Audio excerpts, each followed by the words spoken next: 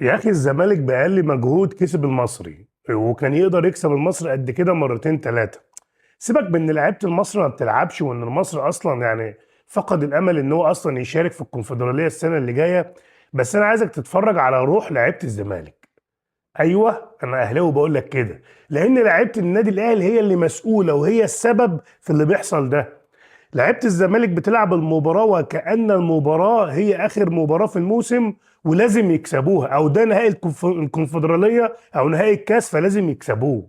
فشفنا النهارده لعيبه يا اخي، ده انا بشوف الزمالك اللي احنا بنقول عليها ايقاف قيد وعندهم مشاكل، عندهم مهاجمين مش عندنا. عندهم ناصر منسي اللي بيسجل ايه يا ناصر؟ فيا ناصر، هو انت يا ناصر مش هتبطل بقى يا ناصر؟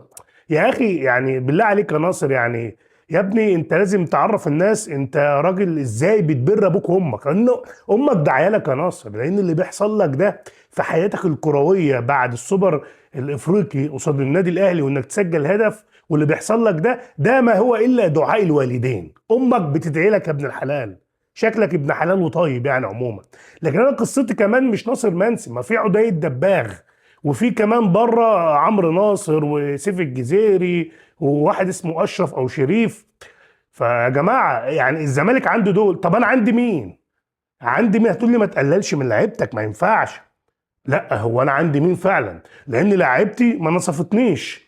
لعيبتي هتلعب يوم الثلاث، هل هتنصفني؟ هل لعيبتي هتنزل رجاله وتكسب سيراميكا واللي بعد سيراميكا وتقول لي الكل مش هنخرج بموسم صفري؟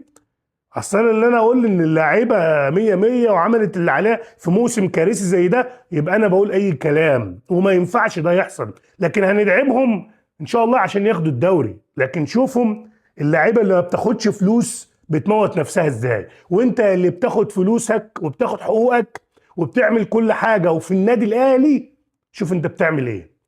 اتفرج يا جدع اتفرج، مروان اتفرج شوف ناصر بيعمل ايه، وجايبين لي كامويش ولا ومحمد شريف فين الاهلي يا جماعه بيلعب بس بتريزيجيه، هيسجل في افريقيا خرجنا من افريقيا وهو اللي مكمل في الدوري. ما عندكش حد تاني، مفيش لعيبه تانيه. يعني بصراحه يعني ما اقدرش اقول لك بقى غير ان الزمالك تقوليش بقى حظ ومش عارف ايه، لا الزمالك كسب بعيدا عن مستوى المصري، لا ما هو الزمالك كسب المصري السنه دي تقريبا 3 مرات، فعادي.